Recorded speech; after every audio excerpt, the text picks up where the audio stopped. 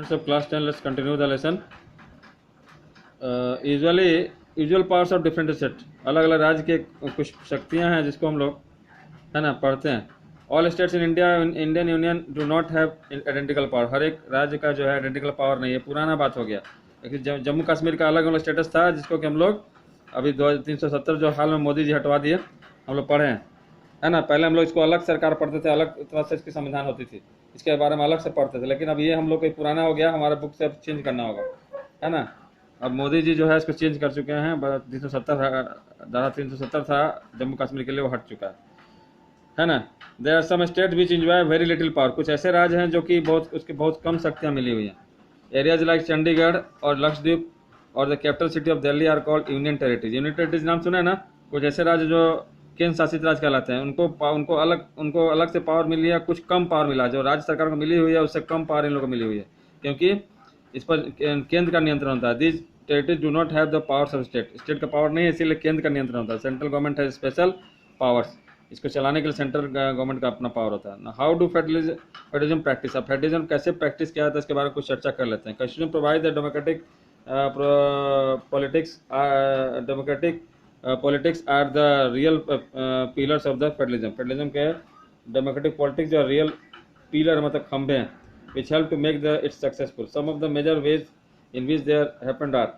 कुछ मुख्य बातें जिससे ये चलता है उसके बारे में पढ़ लेता हूँ. लिंग्विस्टिक स्टेट है पहला. भारत जो लिंग्विस्टिक स्टेट है, भाषाई राज्य है. देखें 1947 में boundaries of several old states of India were change in order of create new states, है ना. आप देखें कि भारत 1947 के बाद जब भारत आज़ाद हुआ तो हमारे राज्य के जो बाउंड्री थे भाषा के आधार पर बनाया गया. जैसे बंगाल को बंगाली भाषा वालों को, है ना, उसी से महाराष्ट्र को मराठी भाषा वाला राज्य बनाया गया. इस तरह से भाषा का आधार पर राज्य बनाया गया. This was done to ensure that people who spoke some same language lived in the same state. ऐसा इसीलिए कहा गया कि जो एक भाषा बोलने वाले हैं एक ही राज्य में रहें, इसीलिए उसको अलग से इस तरह से राज्य का ये किया गया था शुरू में.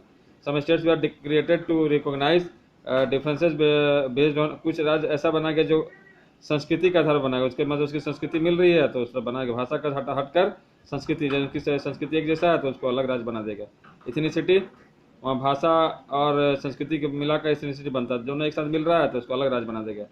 कुछ राज्य जो है ज्योग्राफी के आधार पर बनाए. जैसे मान लो झारखंड, यहाँ पर जो है ज़्यादा झाड़ झंखड़ ज़्यादा है तो इसको झारखंड बना दिया गया, है ना. उत्तराखंड इस तरह से ज्योग्राफी के आधार पर बाद में राज्य बना, जो हाल में बना जो ज्योग्राफी के आधार पर. ज़्यादातर राज्य हाल में जो बने हैं जो ज्योग्राफी के आधार पर बने. अब आते हैं central state relationship India. Bharat में केंद्र और राज्य का रिलेशनशिप कैसा है इसके बारे में चर्चा करते हैं. Earlier India for a long time same party rule both at centre and state, है ना. शुरू में जब देखेंगे पूरा सेम एक ही पार्टी जो थी, चाहे केंद्र में चाहे राज्य में एक ही पार्टी सत्ता में थी. जैसे मान लो पहले शुरू में कांग्रेस ही पार्टी था और कोई दूसरा पार्टी ही नहीं था, तो केंद्र में भी कांग्रेस पार्टी होती थी, राज्य में कांग्रेस पार्टी होता था, इसलिए कोई दिक्कत नहीं होती थी. This meant the state government did not exercise their right as autonomous federal unit. उस समय राज्य सरकार को ज़्यादा अपना फेडरल यूनिट के रूप में अलग से ज़्यादा प्रयास करने की जरूरत नहीं होती थी. वो क्योंकि दोनों जगह एक ही सरकार होती थी, मिली जुली सरकार एक ही पार्टी की होती थी, आराम से काम होता. बट आफ्टर 1990 जब 1990 के बाद क्या there was the regional political parties in many states of the country. 1990 का बहुत से पार्टियां बन गई अलग अलग राज्य में, अलग अलग क्षेत्रों में.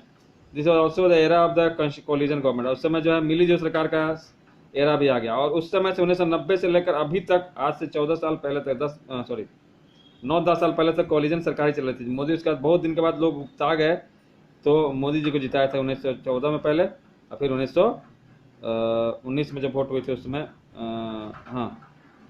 तो मोदी जी को जिताया था. तो इस तरह से हमने देखा कि उसके बाद से कोलिजन सरकार मिली जुली सरकार की जो खत्म है. कोलिजन सरकार में क्या होता है कि सब पार्टी मिलकर सरकार बनाते हैं और अपने स्वार्थ के लिए सब आपस में कुछ सरकार बनने के बाद अपना स्वार्थ पूर्ति के लिए अपने खींचातानी करते हैं और सरकार जो है पूरा 5 साल चल नहीं पाती है और टूट कर गिर जाते हैं. फिर से इलेक्शन होता है, इसलिए लोग परेशान हो जाते थे. तो इसके लिए जो है इसी के चलते जो है लोग उकता कर लास्ट में बीजेपी को 2014 में जिता दी. तो 1990 के बाद से केवल मिली जुली सरकार ही बन रही थी. उसके पहले 1990 तक केवल कांग्रेस का ही राज्य चल रहा था. इस तरह से हम लोग देखें कि यही है इंडिया स्टेट और सेंट्रल गवर्नमेंट का रिलेशन का हमारा इतिहास. अब आते हैं लैंग्वेज पॉलिसी क्या है, भाषाई पॉलिसी क्या है. देखिए, और कॉन्स्टिट्यूशन है not given the status of regional language to any one language. अब देखिए कि हमारे देश में किसी भी एक भाषा को राष्ट्रीय भाषा के रूप में नहीं स्वीकारा गया। आज हिंदी को भी कहते हैं, हिंदी राष्ट्रभाषा नहीं, हिंदी राजभाषा है, काम करने की भाषा है। अब आते हैं हम लोग डिसेंट्रलाइजेशन, कैसे अपना पावर, हमारा केंद्र में हमारा पावर, उसको कैसे हम बांट, डिसेंट्रलाइजेशन मतलब पावर को बांटना, अधिकार को बांटना। When power is taken away from central and state governments and given to local government, it is called decentralization। जब किसी केंद्र सरकार या एक जगह से पावर को जब बांटा जाता है, एक से दूसरे दो से दो चार तो छोटे छोटे इकाइयों में, इसको कहते हैं decentralisation. The need for decentralisation was recognised in our constitution. हमारे संविधान में डिसेंट्रलाइजेशन की जरूरत को कहा गया। जैसे मान लीजिए आपके घर में कोई मुखिया, आपके पिताजी हैं, तो जब कोई काम कराना होता है, जब शादी कोई फंक्शन होता है, क्या करता है, सबको काम बांटा जाता है। कोई अपना बारात का स्वागत देखेगा, कोई बारात पूरा खाना का व्यवस्था देखेगा, कोई है ना, इस तरह से सबका अलग काम बांटा जाता है। तो मुखिया अपने काम को छोटे छोटे भागों में बांटते हैं, दैट इज कॉल्ड डिसेंट्रलाइजेशन। इसी तरह से केंद्र सरकार पावर को छोटे छोटे इकाइयों में बांटती है, ठीक है ना। Since then there has been several attempts to decentralize power to the levels of the village and the towns। okay, panchayat in village, गांव में क्या है पंचायत, कैसे और भी इसको छोटा बनाया गया। राज्य सरकार को तोड़कर जिला सरकार जिला बंटा गया, है ना। फिर जिला से उसके बाद उनको नियंत्रण को, गांव को नियंत्रित करने के लिए पंचायत बनाया गया, पंचायत इन विलेज बनाया गया, म्यूनसिपैलिटीज बनाया गया। इस तरह से हम लोग देखा कि पावर का डिसेंट्रलाइजेशन और पावर को तोड़ कर छोटे छोटे भागों में दिया गया, ठीक से चलाने के लिए। The constitution amendment of 1992। अब देखिए हमारे जो भारत का संविधान का 1992 में भी अमेंडमेंट मतलब बदलाव आया, उसमें कुछ चेंज किया गया संविधान में बदलाव। The constitution was amended in 1992। 1992 में संविधान को बदलाव किया गया to make third tier of government. 1992 में तीसरा टीयर बनाया। तीसरा टीयर मतलब इस जिला सरकार, म्यूनसिपैलिटी गवर्नमेंट को जलाया गया, और उसके बाद पंचायती राज को लाया गया। मोर पावरफुल, जिससे हमारा देश और पावरफुल बने, हमारी सरकार और भी पावरफुल बने, हमारा संविधान और भी पावरफुल बने, एंड इफेक्टिव, प्रभावित बने। In this way rural local self government known as panchayati raj came into. इसके बाद 1992 के बाद ही हमारे देश में पंचायती राज सरकार उत्पत्ति में आया।